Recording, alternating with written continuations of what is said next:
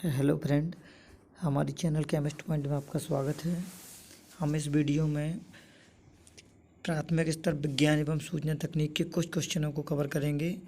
वो भी हमारे सभी के सभी क्वेश्चन टॉपिक वाइज होंगे। तो वीडियो स्टार्ट करते हैं हम। पहले हम इसका सिलेबस देख लें, क्या क्या हमें पढ़ना है।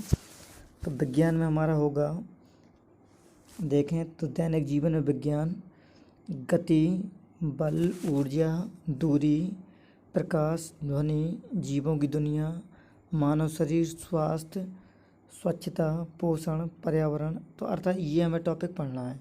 हम इनको विस्तार से देखते हैं टॉपिक को। तो टॉपिकों में हमारा देखें पहले दैनिक जीवन विज्ञान, गति, बल, कार्य सामर्थ्य एवं ऊर्जा, ध्वनि, दूरियों मापन, प्रकाश, पदार्थ एवं द्रव्य की अवस्थाएं, अम्ल, क्षार एवं लवण, धातु, अधातु। और अगर बात करें तो हमारा पदार्थ की अवस्थाएं, अम्ल, क्षार, लवण, मानव शरीर, स्वास्थ्य, स्वच्छता एवं पोषण, जीवों की दुनिया, पर्यावरण और प्राकृतिक संसाधन और कुछ महत्वपूर्ण प्रश्न। तो पहले हम विज्ञान कवर करेंगे और फिर हम देखेंगे सूचना तकनीक के कुछ प्रश्नों को।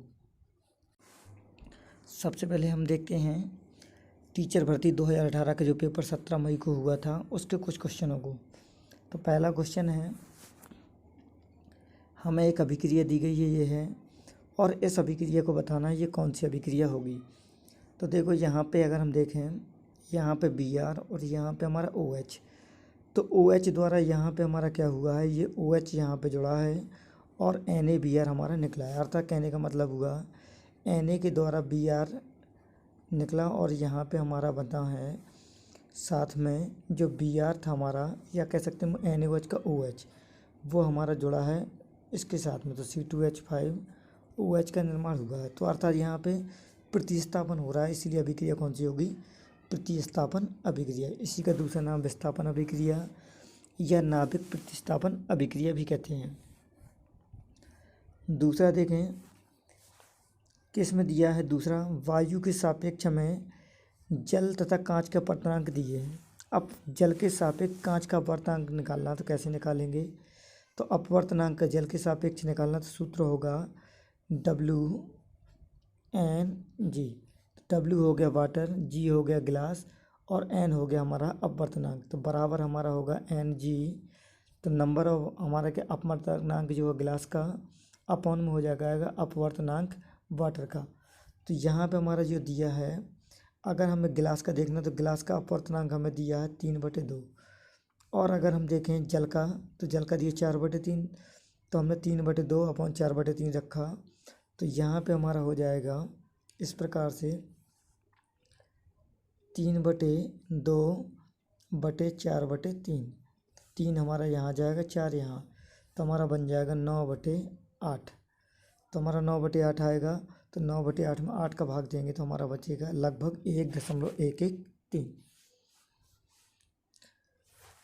तीसरा देखें, कौन सी रुधिर वाहिका फेफड़ों से ऑक्सीजन जनित रुधिर का मानव हृदय के बाह्य तक ले जाती है। तो वैसे अगर देखा जाए हमारा, तो फेफड़ों से ऑक्सीजन जनित हमें रुधिर मानव हृदय के बाह्य में पहुंचाना है। तो वहाँ पे हमारी होती है पल्मोनरी वेसल्स, अर्थात फुफ्फुस धमनी। तो यहाँ पे हम देख लें तो हमारी सिराएँ क्या होती हैं, पहले ये देखें।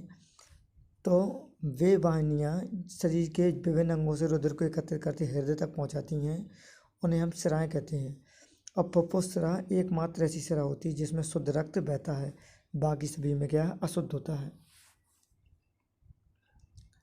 चौथा क्वेश्चन देखें, जब जीव की संरचना, कार्य एवं व्यवहार के वातावरण अनुरूप परिवर्तन होता है तो उसे क्या कहते हैं, तो यह कहलाता अनुकूलन। अब अनुकूलन देखो हम कह सकते हैं किसी जीव तथा पौधे की बनावट या व्यवहार या जीने की पद्धति जिसकी सहायता से वह विशेष पर्यावरण में जीवित रहते हैं, उसे क्या अनुकूलन कहते हैं। मछलियों में गलफड़े, पंखों तथा परिस्थिति में जलीय पर्यावरण के प्रति अनुकूलन, पंखों की उपस्थिति में जलीय पर्यावरण के अनुकूलन के उदाहरण होते हैं। अब देखें हम इसमें पाँचवा, एक विद्युत बल्ब 20 सेकंड में 2000 जूल विद्युत ऊर्जा को उपभोग करता है। इसकी शक्ति निकालना है। तो देखो हमारा शक्ति होता है, हमें निकालना P, तो ये हो गया शक्ति। अब हमें यहाँ पे समय दिया है T बराबर 20 सेकंड और हमें दिया है कार्य जो है W बराबर दिया है 2000 जूल। तो यहाँ पे हमें इस प्रकार दिया है, तो हमारा सूत्र होता है P बराबर W/T। तो यहाँ पे W का मान हमें दिया है, जो कार्य है वो 2000 है और हमारा क्या समय जो दिया है 20 सेकंड। तो हम अगर काटें तो यहाँ पे हमारा लगभग कितना आ जाएगा, 100 के बराबर। तो इसलिए हमारा आंसर आ जाएगा 100 वाट। और विद्युत शक्ति का मात्रक जो है वो जूल प्रति सेकंड या वाट होता है। छठवां देखें, हैलोजन में सबसे अधिक इलेक्ट्रॉन बंधुता किस तत्व की होती है। तो हैलोजन तत्व अगर हम देखें कौन कौन से हैं, तो ये फ्लोरीन, क्लोरीन, ब्रोमीन और आयोडीन, ये 4 तत्व होते हैं। और अगर हम देखें वर्ग में नीचे की ओर जाने पर हमारी इलेक्ट्रॉन बंधुता क्रमशः क्या होती है, वह हमारी क्या घटती है। तो अगर घटती है तो हमारे इस प्रकार से हमारा क्या घटना चाहिए, तो मतलब सॉरी यहाँ पे FCl, Br और I। तो घटती है तो हमारी इस प्रकार से हमारी क्या कम होगी। लेकिन क्लोरीन का जो है इलेक्ट्रॉन घनत्व तो क्या है, अधिक हो जाने के कारण यहाँ पे इलेक्ट्रॉन बंधुता भी क्लोरीन की क्या है, उच्च हो जाती है। तो आंसर हमारा क्या होगा, क्लोरीन। 7वां देखें, स्थान ए से स्थान बी तक एक समान चाल 4 किलोमीटर प्रति घंटा से जाता है। एक समान चाल 2 किलोमीटर प्रति घंटे से वापस लौट आता है। पूरी यात्रा में उसको औसत चाल कितनी थी। तो यहाँ पे अगर हम देखें तो पहली चाल हम x मान ले 4 किलोमीटर, y हमने मान ली 2 किलोमीटर। तो हमारा सूत्र जो होता है तो 2xy/x + y। तो अगर हम देखें 2 तो हमारा इसमें है ही, x हमारा 4 है, y हमारा 2 है और 4 और 2 को जोड़ देंगे तो 6 हो जाएगा। तो हमारे ऊपर कितना आएगा, 16/6। तो यहाँ पे हमारा पूरा आंसर आ जाएगा 2.67 किलोमीटर प्रति हावर्स। 8वां देखें, the naked seed plant are called, अर्थात कहने का मतलब हुआ यहाँ पे नग्न बीज वाले पौधे क्या कहलाते हैं। तो जिनमें नग्न बीज होते हैं वो हमारे कहलाते हैं अनावृत बीजी या जिम्नोस्पर्म। तो नग्न बीज वाले पौधों को अनावृत बीजी कहते हैं। इसके अंतर्गत वैसे पौधे आते हैं जो बीज जिसमें बीज तो बनते हैं लेकिन वो के नग्न रूप में पौधे पर ही लगे रहते हैं। 9वां देखें, इसमें पूछा है उस विटामिन का नाम बताएं जिससे आहार में कमी से स्कर्वी रोग होता है। तो विटामिन सी की कमी से स्कर्वी रोग हो जाता है। और विटामिन सी का रासायनिक नाम होता है एस्कॉर्बिक अम्ल। यह नींबू, संतरे, मौसमी, टमाटर, हरी सब्जियों में पाया जाता है। और यह क्या विटामिन जो है वो प्राय जल में घुलनशील होता है, अर्थात बी और सी विटामिन दोनों के दोनों जल में घुलनशील होते हैं। 10वां क्वेश्चन देखें, ओजोन परत किन किरणों को अवशोषित कर लेती है। तो ओजोन परत हमारी क्या है, 3 प्रकार की किरणों को अवशोषित करती है। अल्ट्रा वायलेट ए, यूवी बी और यूवी सी, ये 3 प्रकार की होती हैं।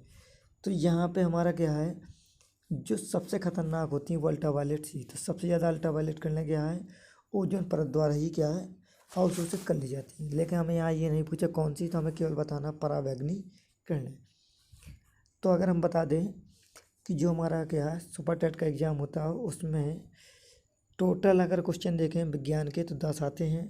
तो 10 क्वेश्चन हमारे इस प्रकार 2018 में पूछे गए थे। अब हम कुछ सूचना तकनीक के क्वेश्चन देखेंगे जो कि हमारा क्या है 5 नंबर का इसमें पूछा जाता है। तो पहला क्वेश्चन देखें, कंप्यूटर का दिमाग किसे कहते हैं। तो कंप्यूटर का दिमाग होता है CPU और CPU का फुल फॉर्म होता है सेंट्रल प्रोसेसिंग यूनिट। अब क्या है, यह एक इलेक्ट्रॉनिक माइक्रोचिप होती है जो डेटा को इन्फॉर्मेशन में बदलने का प्रोसेस करती है। अब अगर देखें यह ALU और मेमोरी यूनिट के से मिलकर बना होता है। 12वां क्वेश्चन देखें, वेबसाइट का मेन पेज क्या कहलाते हैं। तो जैसे हम कोई वेबसाइट खोलते हैं तो उसमें एक पेज खुल के आता है, उस पेज को कहते हैं होम पेज या मुख्य पृष्ठ। 13वां देखें, कंप्यूटर की भौतिक बनावट क्या क्या कहलाती है? तो हार्डवेयर या कठोर उपागम। 14वां देखें, ईमेल से जुड़ी फाइल जो ईमेल करने वाले को भेजी जाती है उसे क्या कहते हैं? तो जो हम उसमें अगर जब हम जीमेल से मैसेज भेजते हैं तो हमें अगर कोई फ़ोटो भेजना होता है, पीडीएफ फाइल भेजना होता है, तो उसे ईमेल अटैचमेंट ही कहा जाता है।